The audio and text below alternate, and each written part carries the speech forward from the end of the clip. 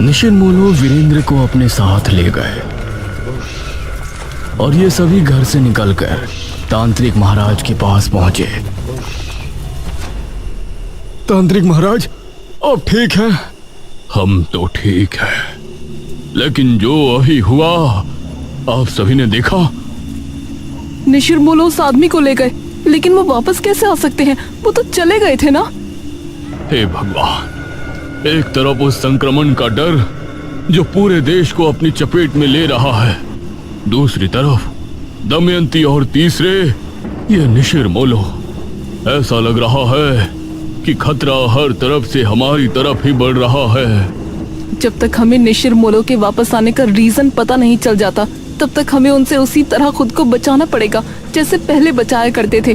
दमयंती की अगली चाल क्या होगी, हमें उसके लिए भी तैयार रहना होगा। फिलहाल हमें अपना पूरा ध्यान इस संक्रमण को रोकने में लगाना है। इस तरफ दमयंती अपनी गुफा में बैठी एकदम जली कटी जा रही थी। उसने सामने रखा हुआ अग्निकुंड भी लात मारकर गिरा दिया। या मेरा वीरेंद्र कहाँ है? कौन थे वो 4 नकाबपोश जो उसे ले गए? दमयंती, ये तुम क्या कर रही हो? तुमने क्रिया में इस्तेमाल होने वाले अग्निकुंड में लात क्यों मारी? ये काली विद्या का अपमान है। हे काली दुनिया की देवी, क्षमा करें। आप ही बताइए, वो 4 आदमी कौन थे? पहले तो वो मुझे सिर्फ सपने में दिखा करते थे, अब वो असल में कैसे आ गए? और वो वीरेंद्र को कहाँ ले गए? वो निशिर-मोलो है दमयंती। कौन है वो निशिर-मोलो? तुमको याद नहीं क्या, जब तुम महाराज के साथ सिंहासन पर बैठी थीं, तब कुछ फरियादी आए थे। हाँ, वो ये पूछ रहे थे कि महाराज उन लाशों का क्या करते थे, और फिर मैंने उनको खत्म कर दिया था। हाँ, असल में जो आखिरी मुर्दा तुम्हारे पास आया था, उस मुर्दे को ले जाने वाले 4 नकाबपोश आदमियों को महाराज के सिपाहियों ने मार दिया था। उन्हीं की आत्मा मरने के बाद निशिर-मोलो बनी और तब से ही ये बेरमपुर में भटकते थे। मेघना ने इनको महाराज की लाश देकर वापस भेज दिया था, लेकिन अब ये वापस कैसे आ गए इसका ज्ञान मेरे पास भी नहीं है। ये मुझे मेरे सपनों में क्यों नजर आते थे? क्या इसके बारे में भी तुमको कुछ नहीं पता?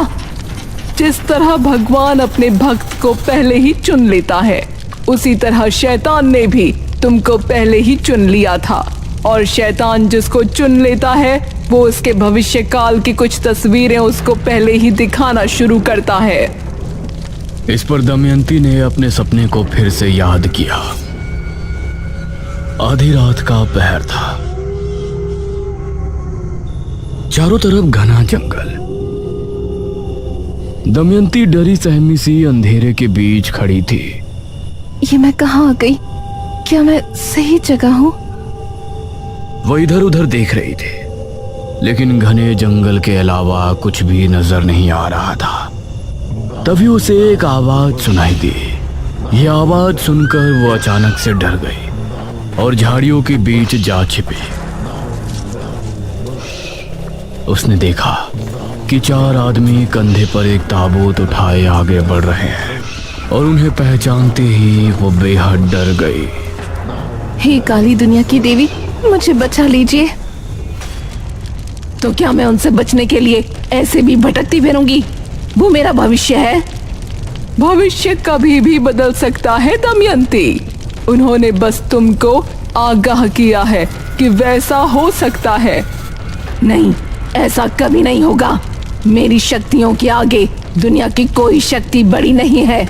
मैं कभी किसी से नहीं डरने वाली। इस तरफ पूरे भारत में महामारी फैल रही थी। सभी लोग अपनी अपनी दुकान, ऑफिस और कार्यस्थलों को बंद करके घर में बैठे थे। हर मोड़ पर, हर चौराहे पर, हर गली के नुक्कड़ पर पुलिस बल तैनात था। उस समय सिर्फ राशन लेने वाले लोगों को ही बाहर निकलने की इजाजत थी, और चेहरे से मास्क होना अनिवार्य था।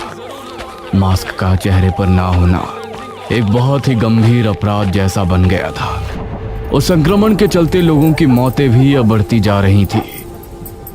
मुझे छोड़कर क्यों चले गए जी? मुझे भी अपने साथ ले जाते। मैं इतनी बड़ी जिंदगी कैसे गुजारूंगी।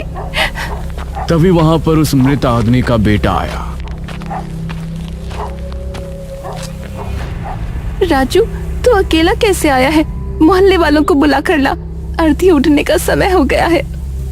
माँ, कोई भी पड़ोसी साथ आने को तैयार नहीं। कह रहे हैं कि तेरा बाप कोरोना वायरस की वजह से मरा है। अगर हम उसकी लाश के करीब जाएंगे तो हमें भी वो वायरस लग जाएगा। हे ऊपर वाले, ये तो कैसा कहर ढा रहा है। मेरे पति की लाश पड़ी है और उसको अर्थी देने को भी कोई तैयार नहीं है। वो औरत फूट फूट कर रोने लगे। लेकिन वो समय ही ऐसा था। कोरोना वायरस के चलते इंसान अपने ही जैसे दिखने वाले दूसरे इंसान को अपना दुश्मन समझ बैठा था। जो मर्द काम करने के शौकीन नहीं थे, जो हर दूसरे दिन छुट्टी करके घर पर आराम फरमाने की आदत रखते थे, वो लोग भी उस समय यही दुआ कर रहे थे कि जल्द ही लॉकडाउन खुले और हम काम पर जाएं। घर में बैठे बैठे और अपनी गली को देखते देखते सब लोग ऊब चुके थे। मेघना, अब तो ये संक्रमण बढ़ता ही जा रहा है। लोग एक दूसरे से हाथ मिलाने तक से डर रहे हैं। हे भगवान, तूने ये हमें किस तरह से बेबस कर दिया है। कैसे बचे इस महामारी से? हमें कोई तो रास्ता दिखाओ। तभी इन सभी को एक आवाज सुनाई दी। बेरमपुर वासियों, आपसे विनती है कि सभी अपने घरों में रहें और सुरक्षित रहें। कोई भी बेवजह बाहर ना निकले और जब भी बाहर निकले मास्क जरूर लगा कर रखें। सोशल डिस्टेंसिंग का पालन जरूर करें, वरना अगर हमने आप में से किसी को बिना मास्क के बेवजह घूमते देख लिया तो आपकी खराब हालत के जिम्मेदार आप खुद होंगे। ये क्या है कि पुलिस होकर ऐसी धमकी कैसे दे सकते हैं? इस समय सही गलत कोई नहीं देखने वाला इशिता। हमें पुलिस की बात माननी ही पड़ेगी। लेकिन ये सोच सोच कर मेरा सर फटा जा रहा है कि हम इस वायरस को खत्म कैसे करेंगे।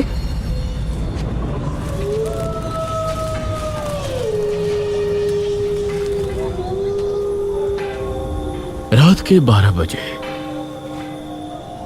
एक पुलिस वाला बेरमपुर के चौक पर तैनात था। अरे, इतने रात में तो कोई ना आया। अब तो मेरी लाठी भी पड़ी पड़ी ऊब गई है। तभी उसको सामने से एक बाइक आती हुई नजर आई। पुलिस वाला उसको देखकर छिप गया और जैसे ही वो आदमी चौक पर पहुंचा तो अचानक पुलिस वाला उसके सामने आ गया। चल रहे हीरो, बाइक साइड में लगा। वार्निंग देने के बाद भी घूमने का शौक खत्म नहीं हो रहा है ना। अब देख कैसे मैं तेरी कमर का गुंबद बनाता हूँ। ये सुनकर उस लड़के ने पुलिस वाले को अपनी जेब से एक 500 का नोट निकाल कर दिया। जाने दो ना साहब, आते समय भी एक और नोट दूंगा। ये सुनकर पुलिस वाला मुस्कुराया। ठीक है, लेकिन 1 घंटे के अंदर वापस आ जाइयो। बड़े साहब आ गए तो मैं भी कुछ ना कर पाऊंगा। जी जरूर। ये कहकर लड़का वहां से चला गया।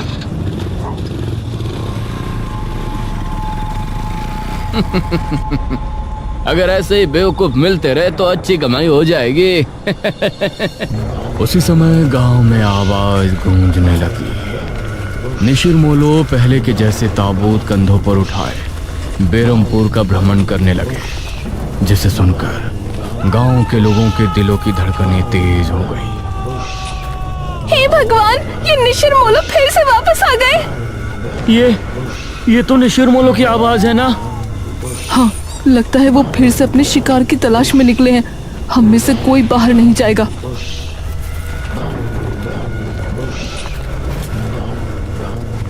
अरे, ये कौन है भाई, इतना शोर कर रहे हैं? उसने देखा तो सामने से निशिर मोलो आ रहे थे।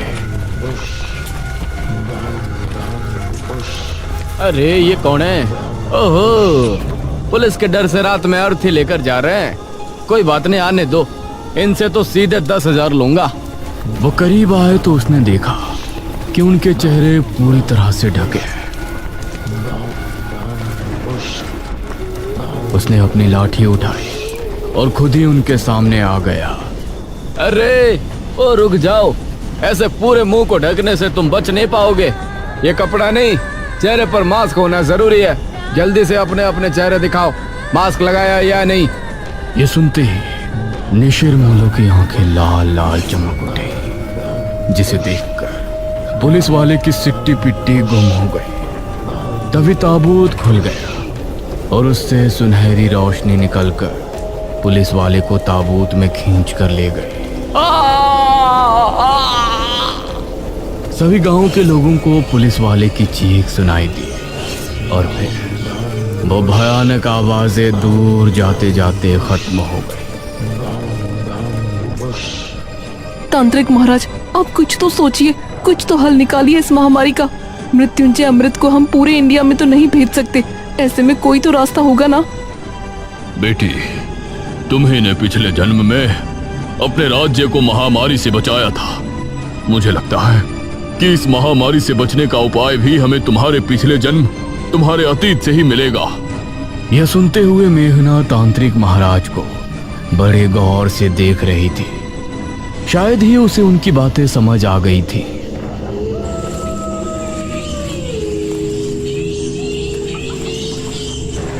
रात करीब 2 बजे के समय मेघना ने खुद को जंगल में पाया। वो धीरे धीरे आगे कदम बढ़ा रही थी। उसके चेहरे पर कोई भाव नहीं था। तभी उसके सामने दमयंती आ गई। कैसी हो राजकुमारी मेघालय? अपने राज्य के लोगों को मरते हुए देखकर अब कैसा लग रहा है आपको? तुम्हारी लड़ाई मुझसे थी तो हमारे राज्य या हमारे देश के लोगों को शिकार बनाने से तुमको क्या मिलेगा? सुकून। तुमको परेशान देखकर मुझे सुकून मिलता है, लेकिन तुम क्यों बेबस हो गई हो?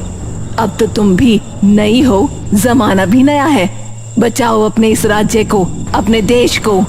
क्या अब कोई सिद्धि नहीं बची जो तुम इससे सबको बचा सको? यह सुनकर मेघना ने अपनी नजरें झुका ली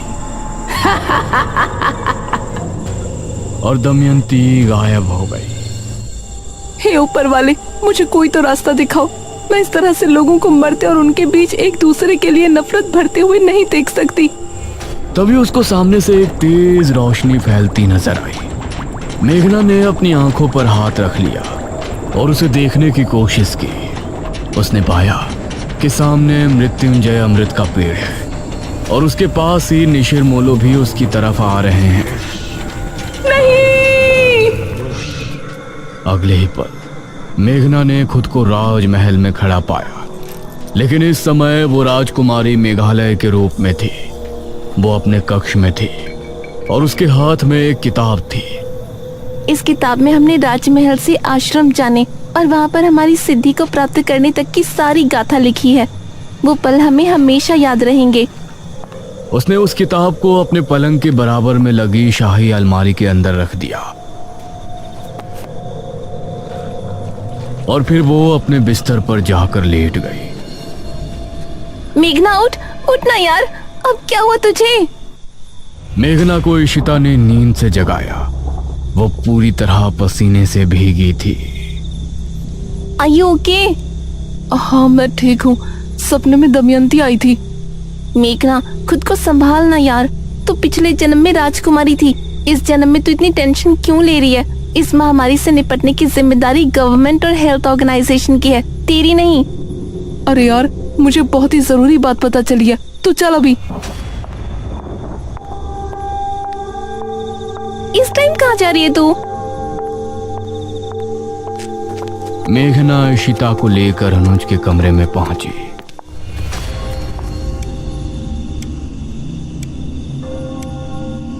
अनुज, जल्दी उठो। अनुज आंखें मलता हुआ उठ बैठा। अरे वाह, आज तो सुबह सुबह मेघना ने मुझे जगाया है। आज का दिन तो बहुत अच्छा जाएगा। अरे ओ मजनू, सुबह नहीं, रात के 2 बज रहे हैं। अरे इस समय क्या हुआ मेघना, सब कुछ ठीक तो है ना? हम तीनों को अभी राजमहल जाना होगा। इस समय वो भी राजमहल? अब तुमको वहाँ क्यों जाना है? ठीक है, तुम दोनों बस सवाल पूछते रहो, मैं अकेले ही जा रही हूँ। ये कहकर मेघना कमरे से निकलने लगी। अरे रुको, मैं भी चल रहा हूँ यार। इशिता और अनुज भी उसके पीछे हवेली से निकले और ये अब तीनों राजमहल की तरफ रवाना हो गए। मेघना बहुत तेज तेज कदम बढ़ा रही थी और 20 मिनट चलने के बाद राजमहल इनके ठीक सामने था।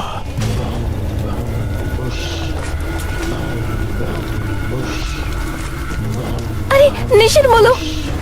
इनकी आवाज सुनकर ये तीनों जल्दी से राजमहल के अंदर घुस गए।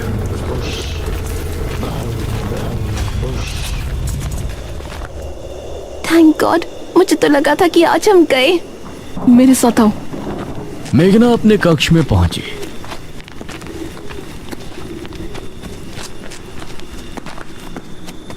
और उस अलमारी की तरफ बढ़ी।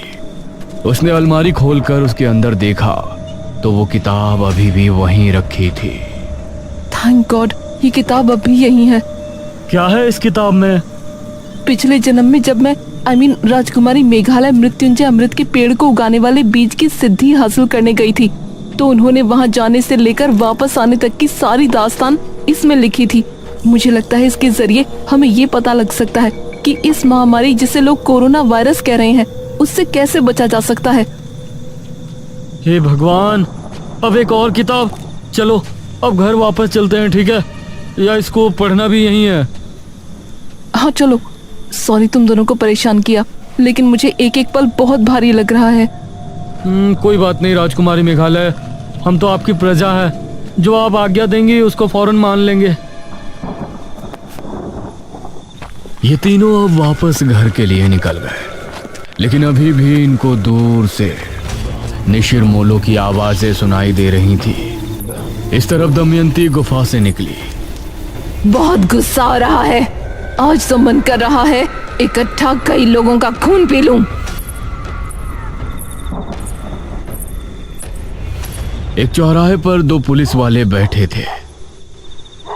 अरे ओ तल पड़े, जरा एक चाय तो लेकर आना।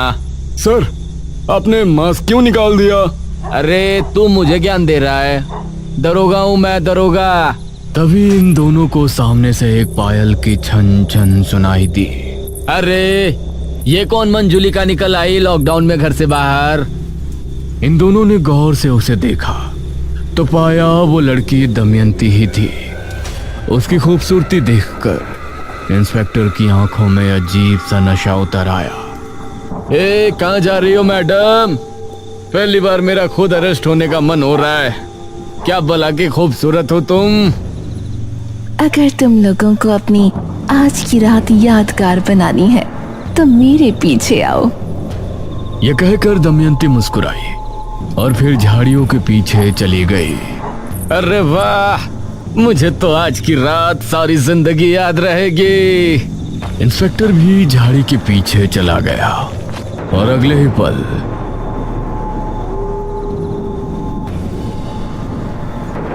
उसके कपड़े बाहर आ गिरे।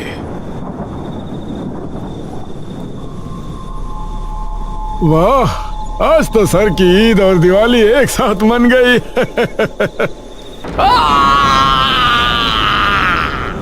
इंस्पेक्टर की चीख सुनकर कांस्टेबल हैरान रह गया। क्या हुआ सर? तभी दमयंती उसके सामने आ गई। उसके दांत बहुत भयानक हो गए थे, आंखें भी लाल सुर्ख होकर चमक रही थी। आ जाओ मेरी जान, तुमको अपनी रात खूबसूरत नहीं बनानी क्या? ये कहते हुए दमयंती ने कांस्टेबल को कसकर गले लगा लिया और उसकी चीख फिजा में गूंज गई।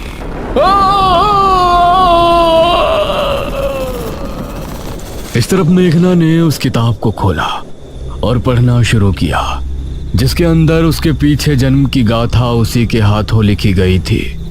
इस किताब में मेघालय की पिछली जिंदगी के कौन कौन से रहस्य खुलते हैं। मेघना इस महामारी से लोगों को कैसे बचाएगी, कैसे अंत होगा दमयंती का, और क्या कारण है निशिर मोलो के वापस आने का। जानने के लिए हमारे साथ बने रहिए इस कहानी के अगले भाग में भी।